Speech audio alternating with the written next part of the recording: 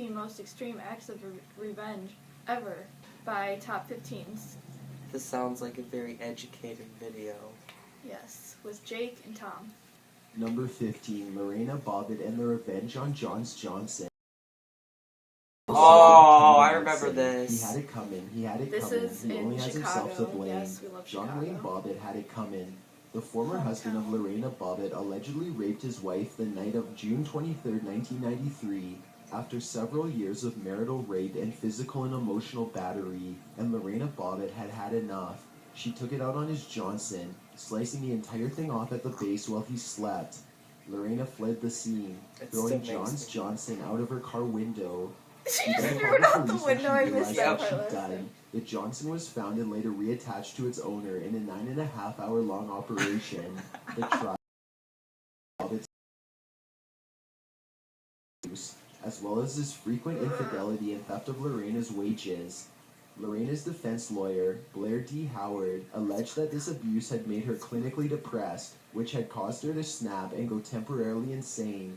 Witnesses for both sides testified that John had battered her, and the abuse had escalated until she lived in constant fear of him. To jurors, it seemed Lorena's revenge matched the crime. Both parties were let off the hook.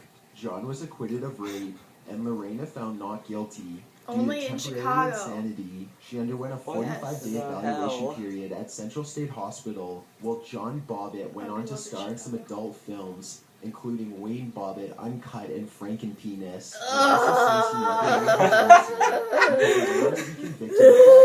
That's the best part of the story. Frankenpenis! Vegas, and even more battery in 2003 against his then-wife, Joanna Farrell. Lorena, on the other hand, founded Lorena's Red Wagon organization, which helps prevent domestic violence through family-oriented activities. Number 14, his pants. Alright, can we react to that? Yeah. What in the fuck? And it's awesome because Chicago was in Chicago, so that looks good for us. I remember when that shit was on the news. We were just like tiny children then. I barely even knew what was going on. It was in 1993. I would have been 2. There's probably something that happened at some point that brought it back up, so it was a topic on the news again. I think they were still going through the trial. I could see that. That's a pretty dramatic. Yeah. At the base. It said at the base. So does that mean like everything? Yes. She hacked the thing off and threw it out the window. He's lucky he didn't bleed to death. I'm just throwing that out there. But how? And they reattached it in like a 3-hour-long or 9-hour-long surgery. Sorry. And he went on to make adult films afterwards. Oh, with the fucking thing. That's the best part of it all. Yeah, Frankenpenis. I think I need to write a song about this guy. This would be good for Secrets of Skeletons material. I feel bad for the person that had to go out and recover the Johnson. Mother of Pearl. Mother of Pearl! Okay, number 14. That was like watching Piranha.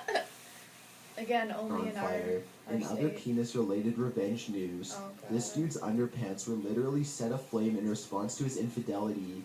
His, I assume, ex-girlfriend discovered he had been cheating with her co-worker, and she decided to take revenge on his manhood. Not only that, she filmed the Molotov cocktail for all the world to see. She fucking the footage filmed of the it. underpants She recorded lighting it. lasts 30 seconds. In it, the unsuspecting victim sleeps in only his socks and underwear, while his partner creeps up beside him and pulls his blanket away. She then pours a bottle of nail polish remover, which is highly flammable, onto the man's underwear in the area of his delicates. With a lighter, she strikes her revenge. Feeling the fire in his loins, the man wakes up with a yelp and attempts to put it out, while she calls him on his shit. "You cheating on me with my coworker," she screams. As he rolls around on the bed in pain, boxer briefs. You didn't think I was going to laughing find out? about this. It's either what happened to this man Revenge after the is video sweet. ends, but he likely got some 2nd and 3rd degree burns. Number 13, Pierre Piccad. Wow. I still think the penis getting cut off was worse. Oh yeah, of course. But that was pretty funny too, because nail polish remover is extremely flammable. How did he not, like, wake up when the nail polish remover got poured on him in the first place? Yeah, Because if somebody poured something on me, I would wake up, definitely. And I then, would be like, what? What is Some this? people sleep that soundly. I know I do sometimes. Oh God. Someone might light you on fire. Please don't. Just be careful. Well, anyways, on to number 13. Okay, number 13. And the long-awaited revenge. Serving as inspiration for the Count of Monte Cristo's character, Edmond Dante, Pierre Piccad is This the one, living oh, example yeah. of what sweet, sweet revenge should look like. The 19th century shoemaker from Nimes was engaged to be married to a wealthy lady, but three of Piccad's friends were jealous. Chalbert, Solari, and Lupin conspired against him, alleging that he was an English spy. Alute, another of his friends, knew of the conspiracy but kept quiet. For 7 years he was imprisoned in the Finestro fortress, where he made a friend in a wealthy Italian priest. Father Torri died not long after, leaving a hidden treasure in Milan to Piccard. In 1814, the imperial government fell and Piccad was released, searched out the treasure, and then returned to Paris under a false name, where he spent a decade plotting his revenge against the so-called friends who had betrayed him. First, he killed Chalbert. Lupin, who was married to his former fiancée, was next, but Piccad wanted him to suffer. He somehow convinced Lupin's daughter to marry a criminal who he then had arrested, the shock of which killed Lupin's daughter. Next, he went after Lupin's livelihood, burning down his restaurant. He then poisoned his ex-friend Solari and framed Lupin's son for stealing gold jewelry. After Lupin saw his son imprisoned, Piccad then stabbed him to death. No revenge goes unpunished, however. Alute, the single remaining friend, who'd known about the conspiracy to imprison Piccad, abducted and killed the vengeful man, but not before Piccad had satisfied his nature. Number 12, Lord Byron bears his... That was epic brutality. I want to see this movie. It's all about revenge.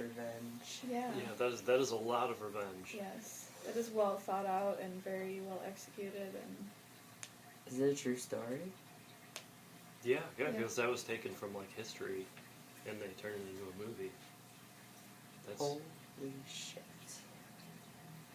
I definitely gotta see this movie. Number Get the 12. family video. Lord Byron is famous for many things. His poetry, obviously, his eccentricity, relate to this guy his with this bravery, guy. flamboyancy, and extravagance. Basically, he's famous for being a one-of-a-kind badass, and his revenge against Cambridge only reaffirms his reputation. The bad boy poet attended Cambridge Trinity College, where he was told his pet dog was not welcome. School policy officials pointed out. Even though he'd yet to acquire all the fame and rep that is now a thing of legend, he already had the swagger to give the school the great big middle finger in the form of a pet bear. When he was confronted about his Winnie the Pooh friend, he demanded that the officials point out the school rule that prohibited bears. Surprisingly, Cambridge's fine print and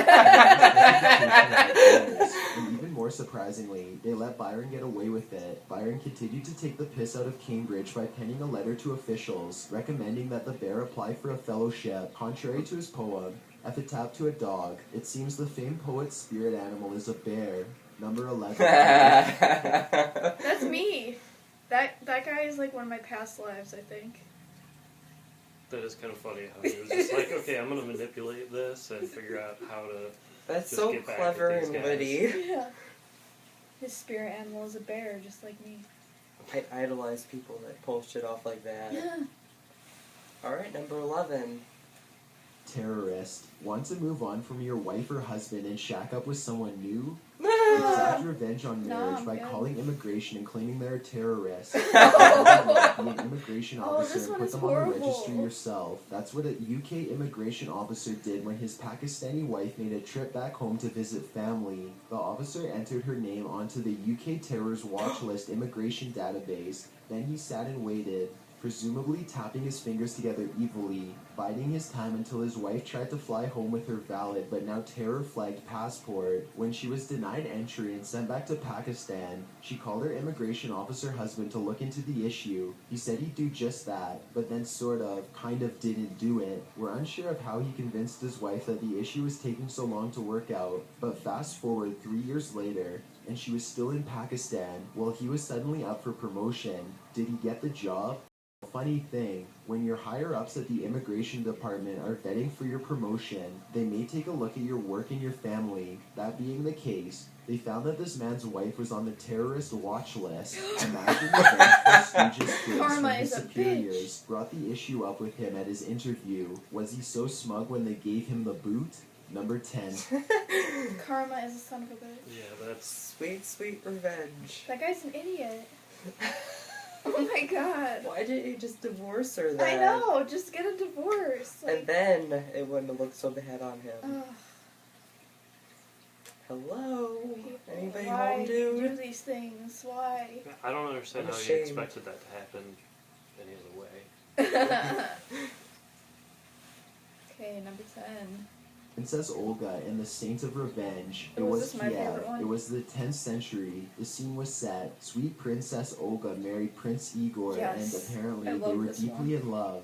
It's safe to assume so, Right, this because is when the one. Igor was killed by the Dravillians in 945, Olga sought her revenge on each and every Yeah, it is. Dravillian that walked this earth. Now ruler of the kingdom of Kiev and Rus, from none other than the Dravillians themselves. After all, she was a woman without a man, so her kingdom must be powerless without a golden This- scepter on the she's throne. brutal, though. But they should have never underestimated the wrath of a Russian widow. yes. When the suitors came, she had her minions bring them by boat to her castle. Once they arrived, the unsuspecting suitors were all thrown in a big trench in the courtyard, where they were all buried alive. Olga then sent a message to the See, she's Dravillians fucking back home, brutal. claiming she had accepted the suitors' proposal, and a wedding would commence soon. Many Dravillians showed up for the wedding. When they arrived, they were brought to a bathhouse, in which they were properly trapped and burned alive. Alabama style. Yes. 5,000 more Dravillian dignitaries showed up for the funeral, where they drank to the point of inebriation. Dead drunk, they were soon just dead, as Olga had her people kill every last one. Her heart still broken. This revenge she wasn't wasn't messing enough, around. so she attacked the Dravillian capital. When the attack didn't go according to plan, she suggested a sign of peace should be offered to her before she would leave. A few doves from each house in the capital. The doves were given, but Olga did not have peace in mind. In the dead of night, she attached red-hot coals to the doves' feet and then released them. Each flew home, where they lit all of the houses in the capital on fire and literally watched the city burn. Burn After the which she motherfucker killed and down. enslaved everyone who remained. Olga reigned until her death, and lo and behold, spread Russian Orthodoxy across both kingdoms. Apparently, this was enough to make her a saint in the eyes of the Orthodox Church. An exceedingly violent saint, but a saint She's my nonetheless. favorite saint. Number 9. But a saint nonetheless. She makes me proud to be part Russian. Well, then, do you think about the way that it was done? It was done in, like an escalation of the amount of people that would get killed every time. And So it the was fact like- that it was- she used birds to burn down a whole city. Their own birds. It's pretty amazing. She used their own stuff against them to burn down their city. Knowing that their birds would return home. See, just she okay. was brutal as fuck. And she was smart. brutal. She's a savage. Yes, fucking savage for sure. Number 9.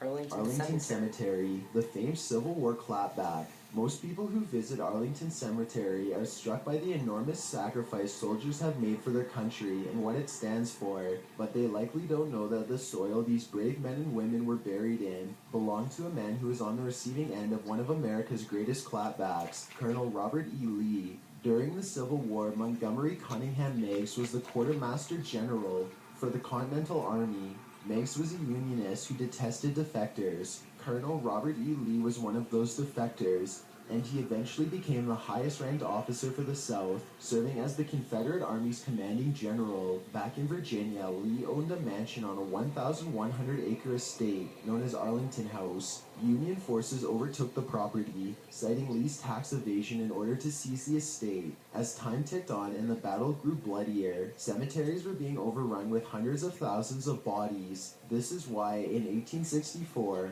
Quartermaster General Meigs decided to take his revenge on Lee's by turning it into a cemetery. He dug up Lee's beautiful rose garden and laid 26 years. War was over, Lee was sure not to return to Arlington, with over 5,000 soldiers of the opposition sleeping soundly in their eternal beds. Arlington National Cemetery is now home to over 300,000 fallen soldiers and serves as a reminder that you don't mess with the Union. If you do, they'll take your land and make it into a memorial for everything you stood against. Number 8. Fucking brutals. It's an interesting turn of events. Yeah. I don't have much to say with that one. It's brutal. Yeah. Number 8. Impressive. Yeah. London Bridge is falling down. Badass Bodacious Boudica was the 1st century queen of the British Iceni Celtic tribe in Wales. When her husband, King Prestigious, passed away, his will left the kingdom to his daughters and the Roman emperor. However, Rome ignored his wishes and annexed the terrorists in question. Taking the undercut even further, they tortured, flogged, and raped Boudica and her daughters. But Boudica wasn't going to take this affront lying down. She sought revenge. In 60 AD, she led the Trinovants, the Iceni, and others in a revolt against the campaigning Roman governor. Under her command, the rebels ransacked multiple towns across Britain. Camulodunum was first. The town held discharged Roman soldiers, along with a temple dedicated to a former Emperor Claudius. All was destroyed by Boudica, and her revenge didn't end there. The cities of Londonum, modern-day London, and Verlalium were torched by Boudica's 100,000-strong army, and the lives of around 80,000 Romans and Britons were taken. After that, Boudica's sweet revenge had run its course, it seems, because Paulinus finally put an end to the warriors' rampage in the Battle of Walling Street. The Celtic Queen died, either from suicide or sickness, before capture, but it's safe to say that she died completely and utterly satisfied. Number 7, a massacre. I guess she lived her life's purpose. Yeah, but obviously able to somehow able to get like I a support huge it. army. I support the brutality from women. I do. She's got some balls. You can't let anyone mess with you. Oh, no. Vengeance. The targeted assassinations of the 1572 St. Bartholomew's Day massacre were an act of revenge by Catholics against the Huguenots, who were French Calvinist Protestants. Catherine is believed to have instigated the massacre, which followed the wedding of the Protestant Henry III to the king's sister Margaret. Paris was mostly Catholic, and when the Huguenots arrived, the king commanded the leaders be killed. And it didn't end there. The massacre spread from the city to all corners of France, taking the lives of anywhere from 5,000 to 30,000 people. That's some bloody religion revenge for you. Number 6, the Savior... That's sickening. It's also why I don't like religion. What is wrong with people? That's what I want to know. What? And I just can't believe something like religion is... People like this need to have like mandatory like evaluations or something. I don't know. so sick. It is. It's just unbelievable. Alright, number 6. Badass dentist at large. Oh god. Benjamin Salomon, the dentist who drafted into the Army in 1940 and was later This doesn't transferred sound into good. the Army Dental Corps. You probably didn't even know such a thing existed, but of course our soldiers must be told to floss. Salomon was then sent to serve as a regimental surgeon in Saipan. This is when things got ugly, or at least uglier than cavities and plaque. The field hospital tent in which Salomon was treating the wounded was infiltrated by Japanese soldiers. Next to the tent, he spotted the enemy bayoneting a wounded soldier. He swiftly shot him dead. When he returned to the wounded, 2 more Japanese troops made their appearance. More popped up. This when Captain Solomon had had enough. He shot one, high-kicked the knife out of another's hand, bayoneted the third, and headbutted the fourth in the stomach. He then rushed the wounded out, providing cover with a machine gun. As the enemies closed in, he continued to fight, allowing the injured in the tent to escape. And yet, though he was eventually overtaken, solitary Solomon managed to take down almost 100 Japanese soldiers. That was his revenge for muddling in his dentistry. Oh my God. He himself had been shot over 70 times. Solomon received the posthumous Medal of Honor, and an even greater rep as a badass dentist at large. Don't mess with a dentist, because the vengeance is sweeter than your sweet tooth. Number 5. That That's definitely awesome. took a different turn than I was expecting. Yeah, wow. That's amazing. Goes in to be a dentist and somehow just in like one round just kills 100 people. That's impressive. intense. Yeah, Pretty he intense. did good. Number 5. Inspiration for Django Unchained. Oh, Quentin jeez. Tarantino's film Django in 1861, when the Civil War unfolded, Alec escaped to join the Union Army. Armed and dangerously vengeful, he led an attack on his former owners in the Taskmaster. Armed and dangerously vengeful, he led an attack on his former owners and the Taskmaster, a Can you fellow just say slave that? who was particularly cruel to his underlings and unflinchingly loyal to the plantation. Actual audio recordings exist detailing the incident. According to these recordings, when Alec and his armed soldiers were approaching, his former overseer called out the window, "Who is it? Who's there?" To which Alec responded, "This is me, this is Alex." To which Alec responded, "This is me, this is Alec, I'm going to shoot you." And Alec was a man of his word. After killing his former taskmaster, he purchased a 100-acre farm in Vermont that he named Journey's End. He spent the rest of his life in peace. After all, the best revenge is living well, presumably after shooting dead your enemies. Number 4, Pirate... I'm glad he got out of that situation. That's fucking awful. Slavery is horrible. Ugh. I didn't know that it was a true story. I haven't even seen the movie, Me neither. but it is kind of, it's definitely some good revenge there. At least he got out of it. Like, he got what he deserved. He got out of the situation. Those people that And he were got his revenge. holding him captive had been awful. Ugh, probably. Yeah, and then it, Working on a plantation without getting paid just because you're born a slave there. and at least in the end, he got his own place, and Yep. It's a big He's old middle still- finger to them. He still will probably suffer from post-traumatic stress disorder for the rest of his life. And sure. But, you know, whatever. Okay, next video, number 4. ransom bait and switch. Even Julius Caesar had to deal with some Oh, condescension Julius Caesar. every now and then. When he was just 25 years old in 75 BC, Caesar was kidnapped by Sicilian pirates when sailing the Aegean. Not knowing who they just captured, the pirates demanded a mere 20 talents of silver in ransom for Caesar's release. Sassy Caesar laughed in their faces and said they'd be better to demand 50, after which he sent some of his own associates to collect the silver. At that point, he was on his own with his kidnappers, but he didn't let them get the upper hand. He treated them like subordinates, commanding silence whenever he was sleeping, playing games with them, and reciting his own speeches and poetry to them, and commanding such an air of leadership. He was given a lot of freedom by the pirates, but needless to say, they really didn't know who they were dealing with, because in his mind, Caesar was planning his revenge. He would hunt them down and crucify them once his ransom was paid. In fact, he told them directly that he would. Sadly for the pirates, they didn't take young Caesar seriously. After he was freed, he built a fleet and returned to the island, where he found the pirates still dicking around. He took them captive, stole back his 50 talents, and gathered his spoils. He had the pirates imprisoned and requested their execution. When Marcus Junius, the proconsul of Asia, denied it, preferring to sell the pirates into slavery, Caesar was having none of it. He returned to their prison, and instead of crucifying them, he slit their throats. Years later, he would be stabbed in the back by a conspiracy of his own Roman senators, but at least he satisfied his own sweet revenge in his lifetime. Number 3. I remember when I saw the Julius Caesar play in high school. I remember that. I remember when the pirates took him. yeah, When he killed him. I didn't know about him going back and finding the pirates. But that's funny also that he told them, "Oh no, you should demand much more money than that." And he was being all high maintenance because he's Julius Caesar. That was funny. 3?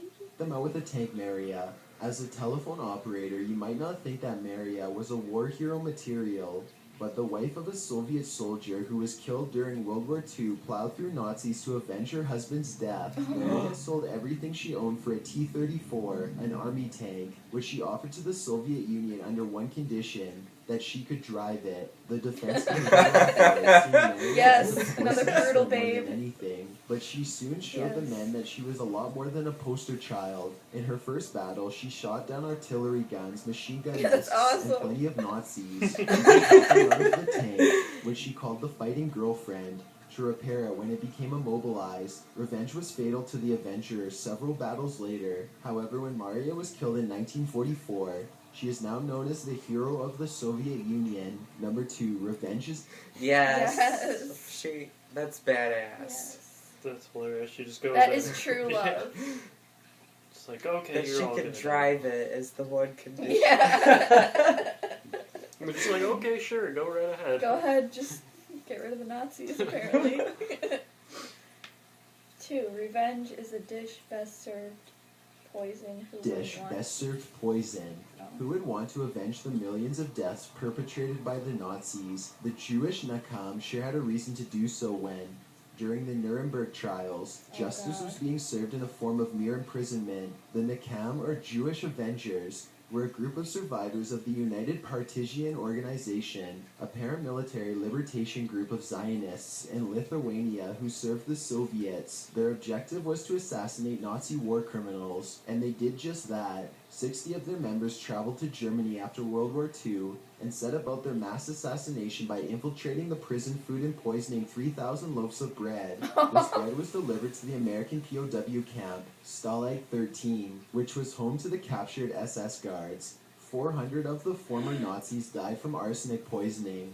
With around 1,900 becoming sick from it, the Nazis got off lightly, as the group's original intent was to poison the entire water supplies of Nuremberg, Hamburg, Berlin, and Munich in order to take the lives of as many German civilians as the Nazis had taken of the Jews during the Holocaust. Perhaps the Nakam thought it was better to take the high road.